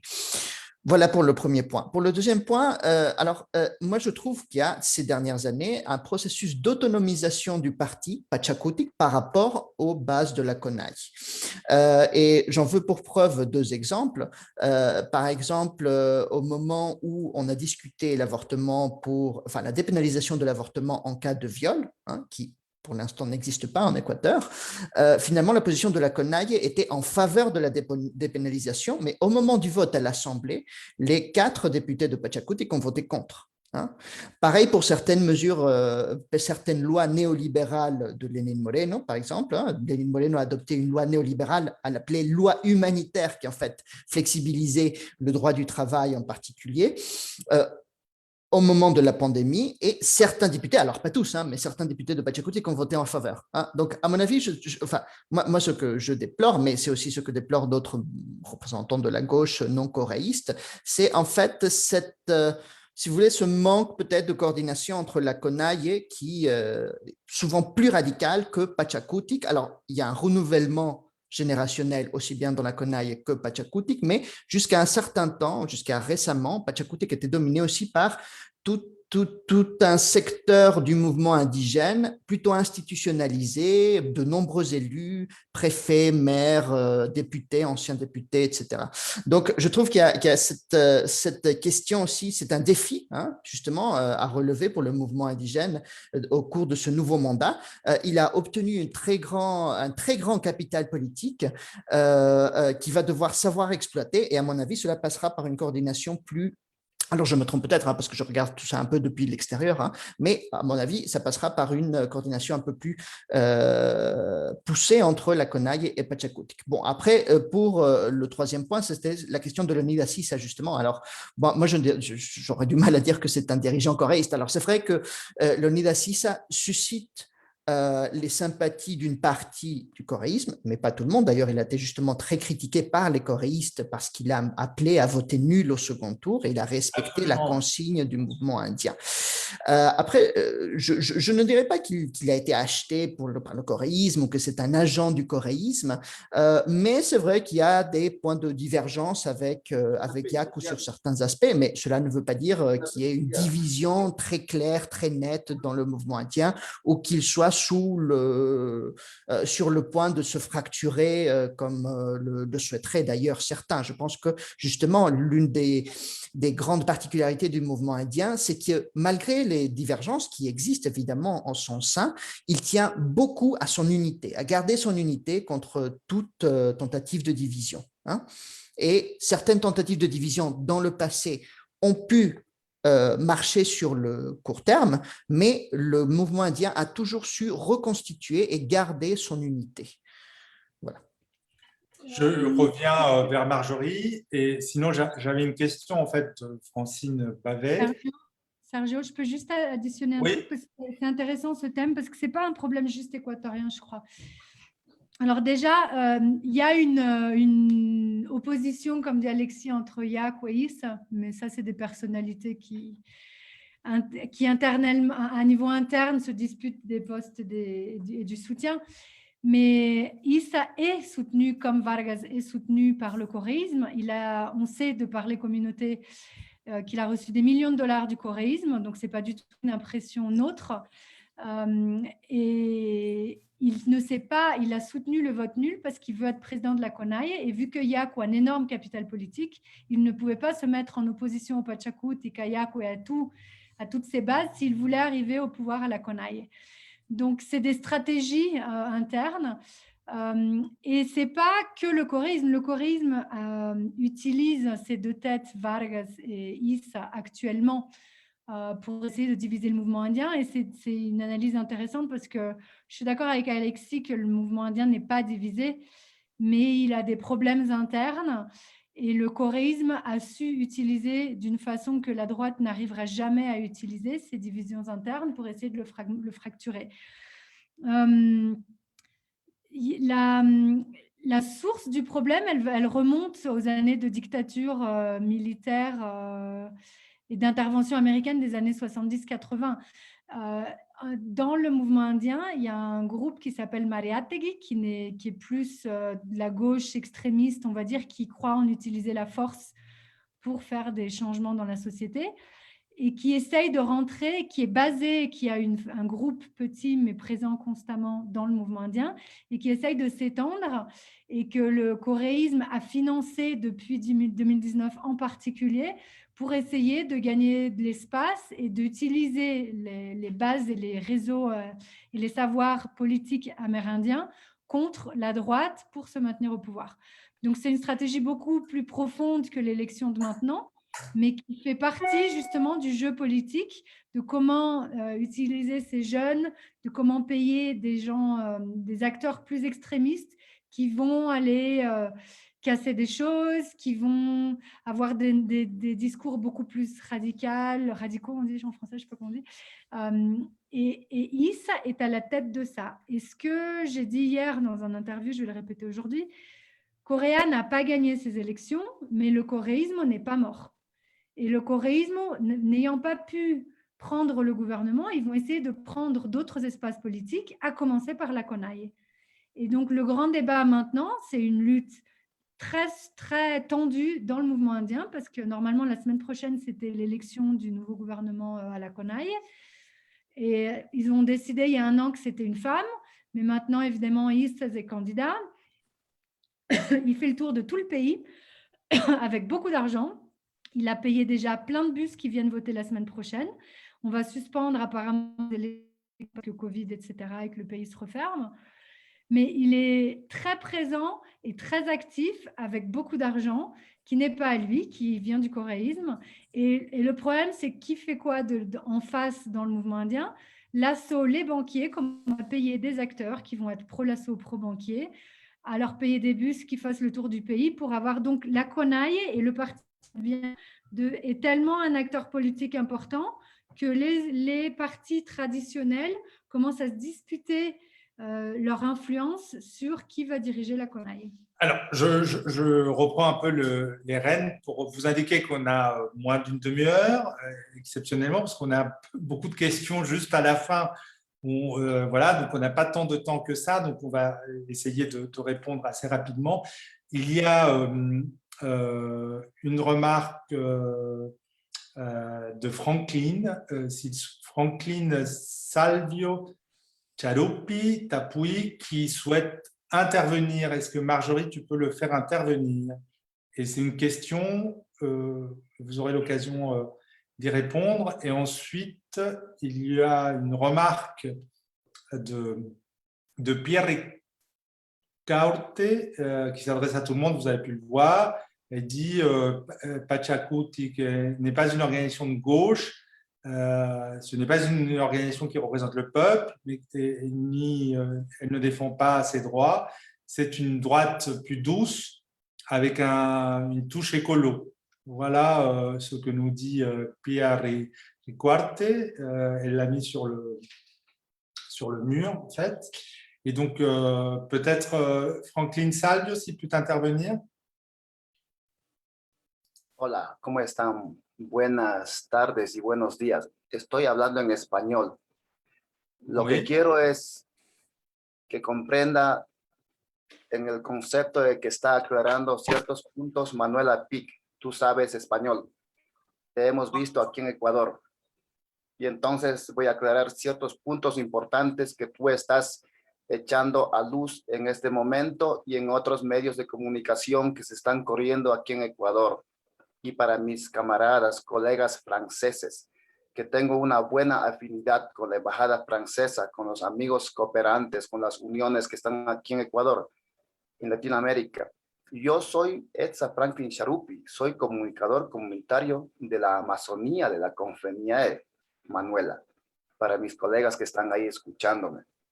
Quiero aclarar ciertos puntos que están en la luz y creo que otros voceros están hablando por nosotros, Manuela Pic. Quiero que seamos bastante más limpios cuando nosotros criticamos a Leonidas Issa, cuando hablamos de la CONAIE, cuando hablamos de Pachacuti, cuando hablamos de Yacu Pérez, cuando hablamos del movimiento indígena, de aquella lucha de octubre, que no se vaya a estar manchando con ese proceso que pasó en el tiempo del correísmo y sigue metiéndose el correísmo en nuestro movimiento indígena. Ahora, está diciendo que el movimiento indígena y la CONAIE quieren tomarse otra vez el correísmo y que Leonidas Issa y Jaime Vargas fueron pagados por millones de dólares y están para llevar miles de buses a Cotopaxi. Eso es falso para todos mis amigos que están ahí. Eso es falso. Leonidas Issa y otros candidatos o precandidatos que vendrán van a venir a través de la estructura orgánica del movimiento indígena, a través de sus propias estructuras que nosotros tenemos en las bases. Franklin, Franklin, ¿me puedes dar un momentito para traducir? Porque no toda la gente que sigue este... Muy amable, les agradezco, estoy acá. C'était une remarque en fait que Franklin fait sur le mouvement indigène et il tenait à préciser en effet que Leonidas Issa, dont on parlait en fait, n'est pas, selon ce qu'il vient de nous dire, évidemment un agent du coréisme qui bénéficierait de beaucoup d'argent pour faire en sorte d'être élu à la tête de la CONAIE. Ce qu'il nous dit en fait, c'est que Leonidas a un soutien des structures des communautés indigènes et que c'est ces communautés-là qui vont l'aider au sein de la CONAIE. Franklin, puedes seguir un poquito, pero tenemos mucha gente que quiere preguntar, así que te voy a pedir que seas un poquito breve. Gracias. Ya, lo que me gustaría es también que pregunten a mí, porque yo vengo desde de un actor principal del movimiento indígena, porque yo también puedo responder frente a lo que está respondiendo Manuela Pic. A ver, nosotros cuando pasamos a supuestamente una segunda vuelta con Lazo y Yacu, nosotros la Amazonía y la Federación Shuar de Pastaza fue la única federación que apoyó en las calles en Quito a la candidatura a segunda vuelta de Yacu. Nosotros estuvimos ahí en el Consejo Nacional Electoral. Nosotros estábamos apoyando el proyecto político de gobernabilidad de Yacu, que es del movimiento indígena de Pachacutic, de la CONAIE. Eso tiene que estar muy claro y nosotros estuvimos ahí juntos, Manuela, nosotros te vimos y estuvimos ahí. Por otra parte, nosotros vamos a llegar al Congreso de la CONAIE, ahí vamos a definir quién va a ser nuestro presidente de la CONAIE. No definen aquí los 1000 buses que van a venir, no definen los supuestos millones que han pagado a Jaime Vargas y a Leonidas Issa para apoyar a Correa. Eso es falso. Eso es falso. Creo que... Déjame traducir porque tengo muchas preguntas y tenemos que avanzar porque se va a cortar esto. La conexión porque tenemos solamente un tiempo limitado. Mira, voy a traducirlo en francés rápidamente. Franklin donc explique en fait que il représente des communautés indigènes d'Amazonie qui ont été très présentes dans la mobilisation, notamment au moment de la bataille pour accéder au second tour, et il dit des manifestations de rue, il a croisé Manuela Pic, et il maintient en fait ce désaccord sur le rôle d'Isa et notamment sa proximité avec le coréisme, et il nous assure en effet que en fait, l'élection à la tête de la CONAIE se passera de manière transparente. Je voudrais passer la parole également maintenant à d'autres personnes qui demandent à intervenir. Donc, Marjorie, si tu peux me remettre la liste. Il y avait aussi une question de Francine Babet qu'il a posée il y a longtemps, donc il faudrait peut-être lui répondre. C'est est-ce que l'expérience équatorienne et ce que vous avez décrit sur ces deux gauches qui ont du mal à débattre, même si la retranscription en France n'a pas beaucoup d'intérêt ou de similitude, et quels sont les enseignements que l'on pourrait tirer, vous qui connaissez très bien la France? Manuela, tu es franco-brésilienne et Alexis, tu es franco-équatorien. Est-ce qu'il y a des enseignements de cette période-là, de ces luttes-là autour de l'extractivisme qui pourraient être utilisés ou qui pourraient inspirer une façon de faire de la politique en France autrement? Peut-être Manuela d'abord, si Manuela, si tu veux. Non, vas-y Alexis, je te donne la parole. Oui, bah, écoutez, sur la manière de faire la campagne, etc., je trouve que, en fait, à mon avis, ce que représente la candidature de Yaku, c'est l'articulation entre la mobilisation sociale et la campagne électorale. C'est les deux, en fait. Hein. Alors, à mon avis, bon, ça c'est mon avis personnel, je pense que cette candidature aurait gagné à faire référence de manière plus explicite aux mobilisations d'octobre 2019, à revendiquer davantage l'héritage de cette mobilisation. Mais enfin bref, il a su articuler ces deux aspects. Et c'est pour cela que d'ailleurs, Yaku Pérez a remporté ce que certains, moi je ne suis pas le premier à le dire, ce que certains appellent l'équateur périphérique. C'est-à-dire qu'effectivement, même s'il y a eu des tensions au moment de la désignation du candidat aux élections présidentielles au sein de Pachakutik, il a fait le plein des voix dans les communautés indiennes, hein, dans les provinces des Andes, dans les provinces de l'Amazonie. Il arrive en tête dans toutes ces provinces avec 35, 40, 45% des voix, enfin, même 48%, je crois, au premier tour, hein, ce qui est absolument impressionnant. Et voilà, donc c'est ça, en fait, l'équateur périphérique, avec d'un côté les communautés indiennes, mais aussi des secteurs populaires urbains et même une partie des classes moyennes progressistes. Hein. Donc, je dirais que c'est ça, en fait, c'est l'articulation entre mobilisation sociale et campagne électorale. Hein. C'est ces deux aspects-là, avec des questions qui peuvent sembler marginales à première vue, mais qui en fait parlent aux électeurs et aux électrices, hein, la question de l'environnement, de l'eau, de l'extractivisme, etc.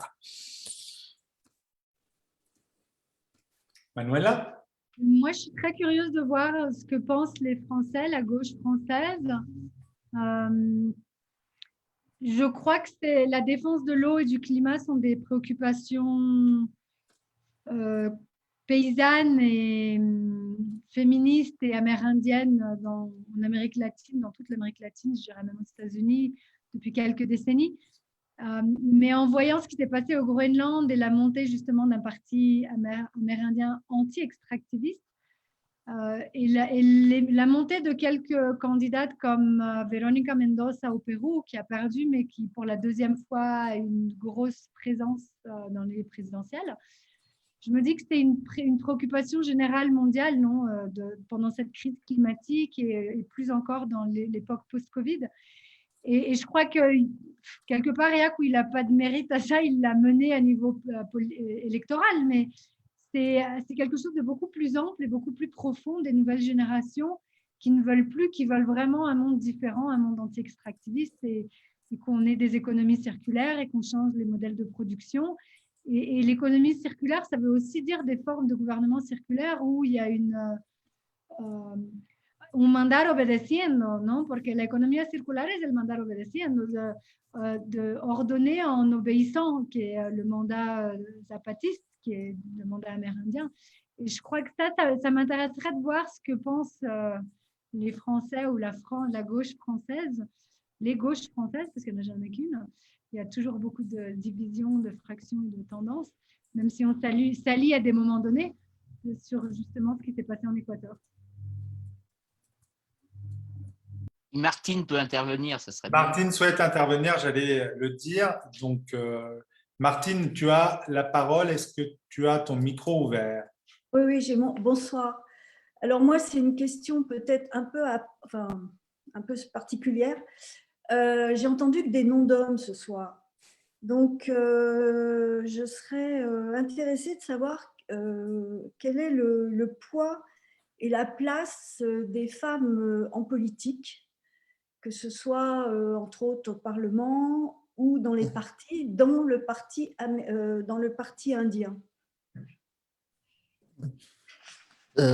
Si je peux me permettre tout simplement d'abord de manière générale, c'est vrai que l'Équateur a des lois assez exigeantes en termes de parité. C'est-à-dire que pour les listes, alors déjà, ce sont des élections à la proportionnelle par liste et les listes doivent être paritaires avec une alternance stricte entre hommes et femmes. Hein, ce qui fait qu'au Parlement, au cours des 20-25 dernières années, on s'est retrouvé avec une proportion relativement importante de femmes, toujours entre 30 et 45% environ. Hein. Alors, il reste des boulots à faire encore, mais voilà. Mais par exemple, l'un des problèmes, c'est que du coup, quand certains partis aspirent à obtenir que quelques sièges dans certaines provinces, par exemple, si toutes les listes sont dirigées par des hommes et que seulement le premier candidat entre, évidemment, on se retrouve avec un groupe parlementaire formé exclusivement d'hommes. C'est pour ça que même s'il y a cette parité, on se retrouve avec un déséquilibre dans la représentation entre hommes et femmes. Voilà, ça c'est juste une remarque générale. Après, effectivement, dans le mouvement indien, il y a plusieurs femmes qui font partie alors des dirigeants historiques du mouvement indien, mais aussi de la nouvelle génération. Et donc, par exemple, dans la vieille génération, les origines de la Conaille, etc., on peut retrouver des femmes comme Blanca Chancoso ou Nina Pakari, qui est une juriste d'ailleurs très prestigieuse, qui était même ministre des Affaires étrangères, etc. Et puis dans les nouvelles générations aussi, pareil, il y a des jeunes dirigeantes indiennes, comme par exemple Naira Chalang, qui fait partie de la direction de la Conaille, par exemple. Hein. Voilà ce que je peux en dire un peu de manière générale, mais peut-être que Manuela peut en dire davantage. Je n'ai pas écouté la question, je suis allée fermer la porte. La question, c'est des femmes, parce que Martine nous disait, ce soir, j'ai entendu beaucoup de noms et ce sont des noms d'hommes. Donc, quelle était la place des femmes à la fois dans cette dynamique politique, dans la représentation, dans les organisations, en fait? C'est une des grosses dettes du mouvement indien avec les femmes. Historiquement, j'ai écrit un livre là-dessus. Historiquement, les femmes amérindiennes ont mené les luttes, la résistance, tout ça. Dans les années 40, la première organisation amérindienne, la Fédération équatorienne indienne, la FEI, a été créée par moitié femmes, Tránsito Maguaña y Dolores Caguango. Dolores Caguango, gracias. Et jusqu'aux années 90, les femmes étaient très présentes et dans toutes les manifs, on voit les femmes, elles sont littéralement au premier plan face aux militaires, à la police. Et quand il y a eu dans les années 90 l'institutionnalisation des luttes sociales amérindiennes, où on a créé, la CONA a été créée en 86, mais le Pachakutik en 96, il y a eu une décennie d'institutionnalisation et là, tout d'un coup, tous les hommes, non ? Et c'est lié à plusieurs facteurs. L'un, c'est que l'État est un État patriarcal et donc reconnaît les hommes amérindiens plus que les femmes. Donc, il y a eu une masculinisation de la politique formelle de la dirigeance, on va dire, amérindienne à ce moment-là. Mais aussi, les hommes du mouvement indien ont profité de ce machisme, de ce sexisme, de cette misogynie pour un peu marcher sur les femmes et monter plus vite que les femmes et se retrouver en haut et dans les postes au Congrès et compagnie. Et il y a beaucoup de sexisme, il y a beaucoup de violence politique. La numéro 2 au Pachakutik est une femme, Cecilia Velasquez, qui a été très active pendant toute la campagne. Je dirais la personne la plus active dans tout le Pachakutik. Elle a souffert beaucoup de violences politiques. Je ne vais pas les raconter en détail, mais on lui a coupé l'eau. Donc, les gens qui étaient contre elle dans sa communauté, dont un des leaders, lui ont coupé l'eau avant l'élection, maintenant à nouveau. Et là, il y a toute une mobilisation des femmes qui veulent que ce soit une femme à la tête du congrès de la CONAI et que la prochaine présidente de la CONAI soit une femme et plus un homme, parce qu'il n'y a jamais eu d'homme président à la CONAI. Et ça va être une guerre interne. Je ne sais pas ce qui va se passer, mais c'est toute une dispute de pouvoir. Et c'est une dette. Je crois qu'il y a les deux femmes qu'Alexis a mentionnées, Blanca Chancoso et Nina Pakari, qui sont encore là, mais qui sont déjà un peu de l'autre côté, n'ont pas réussi à générer suffisamment de changements à l'intérieur de l'organisation pour amener des femmes. C'est dur, elles ont eu beaucoup de choses à gérer. Donc, je dirais que maintenant, c'est le rôle des hommes dans les mouvements, les organisations amérindiennes, de faire de l'espace, de se mettre de côté et de faire de l'espace pour qu'il y ait des femmes qui rentrent. De la part des organisations du Sud, de la Equarunario, ils vont proposer des femmes, des candidates femmes. On va voir ce qui se passe. Anne-Gaëlle Villot nous faisait la remarque sur le fil qu'une femme, Sara Yaku, d'Amazonie équatorienne, a été élue au Parlement andin. En fait.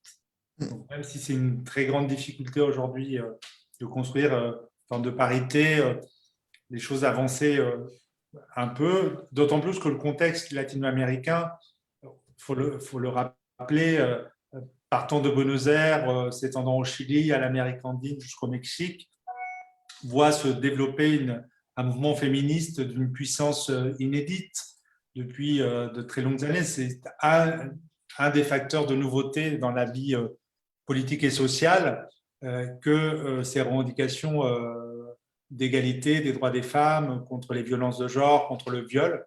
C'est tout à fait un élément à tenir en compte. Y a-t-il d'autres questions de celles et de ceux qui nous écoutent ou Alors, sur le chat du Facebook, Ricardo souhaiterait poser une question. J'ai posé la question, c'est la même question que Francine, et par ailleurs, Ricardo, Manu la connaît parce qu'il t'embrasse. Voilà. Bon, ok. Il n'y en a pas d'autres. Il me semble qu'il y avait Franck qui avait demandé la parole à un moment donné dans le chat, non? Franck. Franklin, c'était une remarque. C'était une remarque de Franklin. Franklin est celui qui a eu la parole, en fait, que j'ai traduit. Tout à fait. J'avais peut-être envie de vous poser une question un peu générale, sans doute. L'Amérique latine n'est pas le cœur des préoccupations de la classe politique française ni des médias. Elle passionne et elle intéresse lorsqu'il y a des conquêtes électorales et ça a été le cas au moment de la décennie des gauches latino-américaines avec Lula, Chavez, Correa et Evo. Et pour autant, ces victoires-là, elles ont été parfois interprétées de façon très caricaturale et comme des blocs, en fait, alors que la vie politique du continent est bien plus riche et plus intéressante.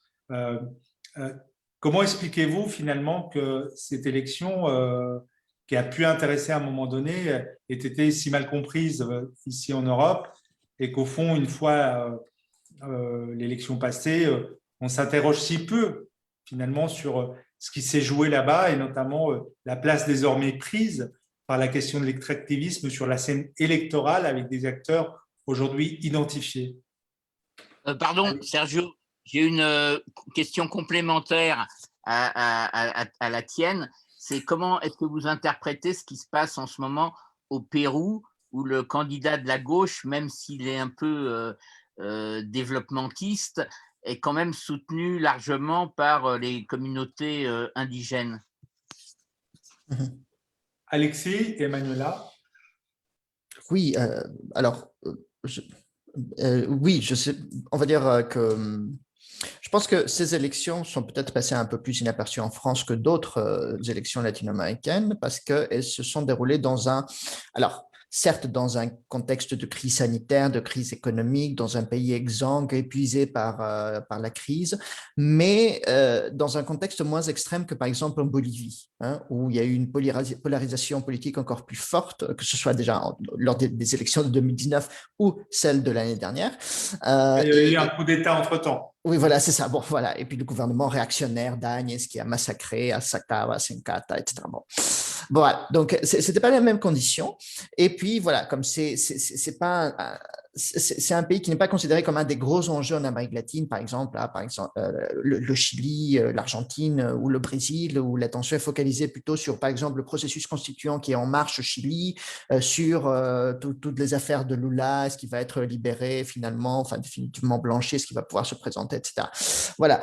Et puis, de toute façon, il y a, à mon avis, oui, ce manque de compréhension sur ce qui se joue à l'intérieur même de l'Équateur, et en particulier cette division entre ce que j'appelais ces gauches irréconciliables, ce progressisme productiviste, développementiste, extractiviste, et cette gauche plurinationale, écologiste, etc. Donc, à mon avis, c'est ça. Mais de toute façon, au-delà de cet affrontement entre le coréisme et le reste de la gauche, je pense que ce qui est passé inaperçu, c'est finalement le retour de la droite et du néolibéralisme. Hein.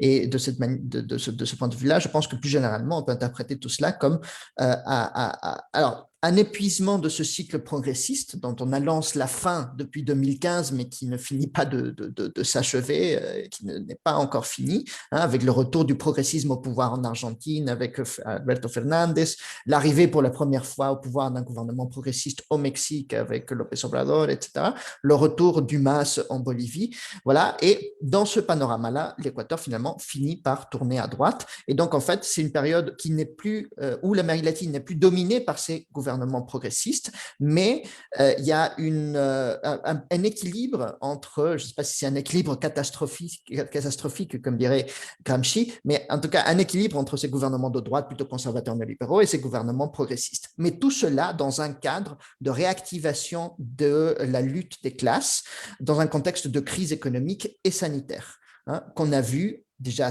en 2019 en particulier, avec les grandes mobilisations sociales au Chili, en Équateur, évidemment, en Colombie, puis récemment aussi, par exemple, au Pérou. Alors, dans le cas du Pérou, bon, je vais être très rapide, mais c'est vrai que c'est le candidat Castillo qui est donc arrivé en tête du premier tour et qui a des chances de l'emporter au deuxième, et a un soutien très fort dans le sud du Pérou, et où il y a justement une population indienne relativement importante, et c'est là où justement Verónica Mendoza, qui est l'autre candidate de gauche, avait obtenu une bonne partie de ses soutiens il y a 5 ans, en 2016. Hein. Effectivement, c'est un candidat qui est polémique, hein, parce que sur certains aspects, il est très conservateur, il est très anti-féministe, etc. Mais par exemple, Verónica Mendoza et le reste de la gauche ont décidé de le soutenir, non pas nécessairement par adhésion à tout son programme et à tout son discours, mais par rejet du fujimorisme. Parce que c'est ça l'enjeu aussi au Pérou, c'est est-ce qu'on va permettre le retour du fujimorisme au pouvoir, c'est-à-dire le fujimorisme, ce mouvement politique incarné par l'ancien président Fujimori, qui était aux affaires dans les années 90 et qui, là, cherche à retourner au pouvoir à travers la candidature de sa fille, Keiko Fujimori, qui a déjà été candidate à 2 reprises, mais qui a été, dans les 2 cas, battue au second tour par ce sentiment anti-fujimoriste très fort. Parce que Fujimori incarne d'abord l'implantation du modèle néolibéral au Pérou dans les années 90, mais aussi l'autoritarisme, avec même des cas de crimes de lèse-humanité, des crimes de masse, des stérilisations forcées des femmes indiennes, etc. Manuela? Ouais, je crois que c'est la question de fond, c'est quoi la gauche, hein, et Pedro Castillo est évidemment plus à gauche que Keiko, mais il n'a pas d'agenda anti-extractiviste. Es más, il a soutenu, il dit qu'il est contre les traités internationaux et qu'il ne va pas ratifier l'accord de Escazú qui protège les défenseurs de la nature et les défenseurs de l'eau. Donc en fait, c'est des formes de populisme vers la droite, vers la gauche, mais on reste hors de la protection démocratique, on reste hors de l'anti-extractivisme, on reste hors du féminisme, on reste dans des systèmes très autoritaires. Et ce qui est intéressant de la candidature de Yak ou de Pachakutik, de ce qui s'est passé au Groenland avec le parti Inuit, ou de ce que propose Verónica Mendoza, c'est justement d'aller au-delà de la droite et la gauche, vers des agendas anti-extractivistes et anti-autoritaires. C'est un débat sans doute que nous allons prolonger parce qu'il est prévu que nous organisions ce mois de mai un lundi de PEPS consacré justement à l'élection péruvienne, à l'émergence de ce candidat d'une gauche un peu autoritaire, tu l'as dit Manuela, dans un contexte de tentative de rétablissement du fujimorisme avec le lot de crimes que l'on connaît. Et donc, nous aurons l'occasion d'avoir, dans ce même format sans doute, une discussion dans le lundi de PEPS sur la situation péruvienne. Je voulais remercier nos deux intervenants. Il est bientôt 22 heures, c'est un peu le délai que nous nous étions fixés. Ce Zoom a été enregistré, il a été diffusé sur Facebook, il a été très partagé. Il aura une vie pendant pas mal de temps, et notamment parce que c'est une question qui a pu intéresser, notamment dans les réseaux, qui est mal comprise. C'est un pays effectivement qui ne fait pas partie des pays au premier plan de l'agenda politique latino-américain pour la gauche française et la France en général. Et pour autant, vous le savez, Manuela, Alexis, ce furent des élections très commentées et très polémiques, parfois en France, en fonction des options que nous avions les uns et les autres sur les résultats sur place. Donc, je vous remercie. Ça a été un moment de débat extrêmement riche, passionnant, et j'espère qu'on aura l'occasion de suivre cette évolution et l'émergence de cette gauche écologiste, féministe, anti-extractiviste dans le continent latino-américain et particulièrement dans l'Amérique andine. Merci et bonsoir. Bonsoir à toutes et bonsoir à tous. Merci. Merci à tous. Merci. Merci à tous. On se retrouve lundi prochain pour un lundi de PEPS sur la question du handicap et du validisme à 19 h. Voilà. Au revoir. Au revoir. Au revoir. Merci à tous. Au revoir.